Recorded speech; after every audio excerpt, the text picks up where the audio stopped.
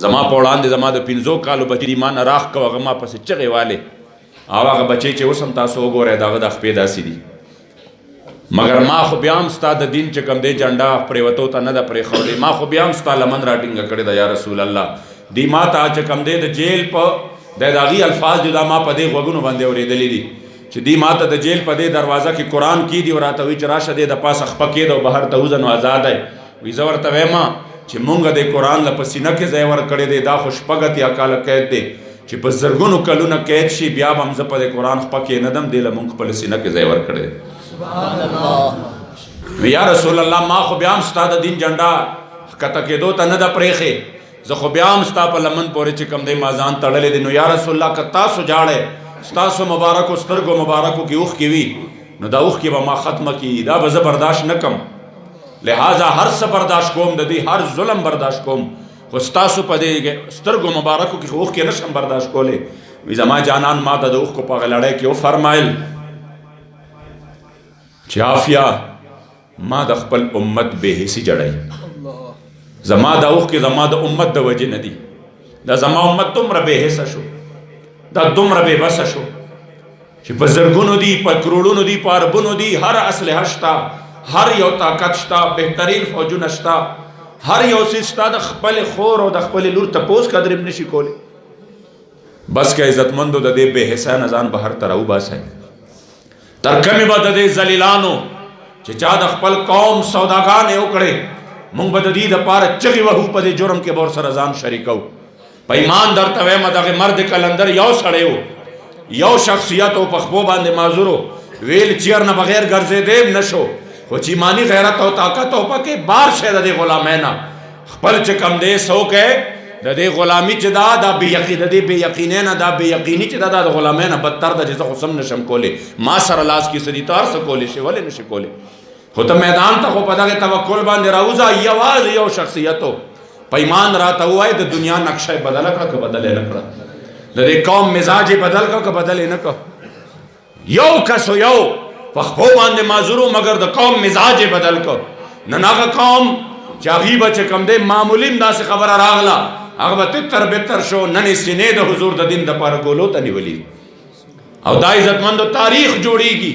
نو راځئ چې مونږ دا عزم وکړو چې مونږ به انشاءالله د دې قرآن د نافذ کولو دپاره د لبیک سره انشاءالله کلکه ملګرتیا کوو او دا درته زه دې وجې نه وایم چې زما دې جماعت سره تعلق دی زما چې تعلق جوړ شوی دی الحمدلله په دې بنیاد باندې جوړ شوی دی مونږ ته ضرورت نه و د داسې څیزونو چې مونږ به دا ویلې وې خلک دا خبرې کوي دا سیاست او دا لوبې کوي خو د څه دپاره به کوي عزت به یې پکاري مخکې وروستو به الحمدلله د حضور د قدم د خور د خاطر هغه الله مونږ لاس امرا کړی دی د حضور د قدم څوک به د یو سیاستدان لاس نه ښکلی مګر مونږ له خلک ښکلی خو د حضور په نوم باندې ښکلی پوهېږئ دې باندې نو په دغه نوم چې عزت میلاویږي بیا مونږ دا نه وایو چې په دې نوم ورته کړی واچولی شوې نو بس خبره ختمه شوه نه بیا مونږ وایو چې په دغې نوم باندې خلک هم ښکلی او په دغه نوم دې ورته کړی هم واچولی شي پروا نشته د حضور طرف نه خو چې کوم دی مهربانۍ هر وخت دی کله کله تکلیف دی او تکلیف هم هغه نه دی نه زمونږ بچي زمونږ په وړاندې ټوکړې ټوکړې شو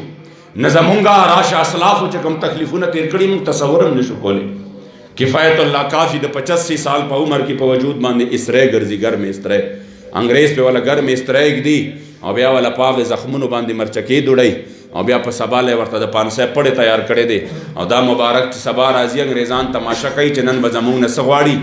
نن به دې زمونږ نه مافیانې غواړي هغه مبارک چې په سبا را روان دی د پهلوانۍ په انداز کې د الله سے داسې کړي دی را روان دی اور فی البدی فرمائی کوئی گل باقی رہے گا نئے چمن رہ جائے گا بس رسول اللہ کا دین حسن رہ جائے گا انگریزان تاسو بم خطش میں ختم شے استاسو دغه بادشاہ بم ختم شي مگر زما د جانان چرچے به تر قیامت پوری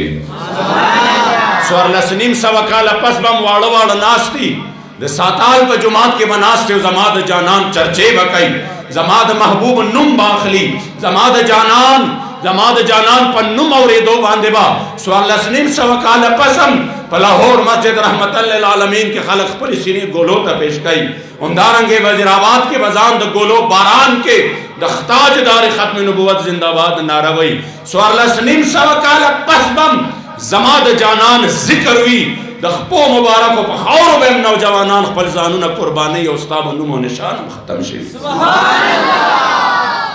دا عزت مند صدے دا حضور علیہ الصلوۃ والسلام د دین برکت تے بیا نو چې کله یو داسې پلیټ فارم ملو شو نو پکار دادا کدا سی وی کستاسو ذهن کې دا وی چې نه دام یو رسمی شی دی او د دین څخه خپل اغراض او مقاصد به خو بیا راته کینه واضح ہے کہہ رہا تھا چاول ز پر ایک دم بیا بتا سو ته وې او کنا تاسو منه دا چې آو بغیر د سم مفادات او ندوی د حضور د دین د پاره میدان کې دین بیا حق لرم چې موږ سره په نره باندې ودرې نور دا خبره د ذهنونو نه ای جهت بیک دیگر په واسطه مزلا الله یو پیدا کړی دا یو د خپل جانان د پاره پیدا کړی سیاست او شریعت حقیقت کې دواړه یو دي سیاست او شریعت حقیقت کې دواړه یو دي رسیدلې په دې راز حقانی مسلمان یو دی او پسینه کې چې یو زړه پیدا کړی یو مولا دی د محمد امین په زړه کې ځکه خپل جانان یو دی راځه عزتمندو چې نن کم از کم مونږ د عزم وکړو چې مونږ به د حضور د دین د پاره په نره باندې میدان کې ودرېږو خپله د دې قوم د بدلون د خپل حالت د بدلېدو کوشش نه کړی انشاءاللہ دا کوشش به مونږ کوو بیمار غمخور بے مسیحا چھوڑ کر مونږ نشو تللی بل طرف ته لار انشاءاللہ هم دا رکبات پیش کوم تاسو یقینو کې زما د ماسپخین راته ولري ستاسو د حاضرین الله په خپل عظیم او لوی دربار کې قبول او منظور کړي چې کوم ګلونو بچو ختمونه دي او کارا ایک اور پڑے خاک ہو جائے جل جانے والے لبیک یا رسول اللہ لبیک یا رسول اللہ لبیک لبیک یا رسول اللہ لبیک لبیک یا رسول اللہ لبیک لبیک یا رسول اللہ لبیک لبیک یا رسول اللہ لبیک لبیک یا رسول اللہ لبیک لبیک یا رسول اللہ لبیک لبیک یا رسول اللہ لبیک لبیک یا رسول اللہ لبیک لبیک یا رسول اللہ لبیک لبیک یا رسول اللہ سب نبیاً من سب نبیاً من سب نبیاً جب تک سورج چاند رہے گا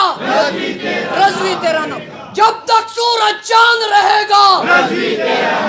آیا آیا دین آیا آیا آیا دین آیا آیا دین آیا آیا دین آیا آیا دین آج دار ختم نبوت زندہ باد زندہ باد من سب نبیاً من سب نبیاً گستاخ نبی کی ایک سزا گستاخ نبی کی ایک سزا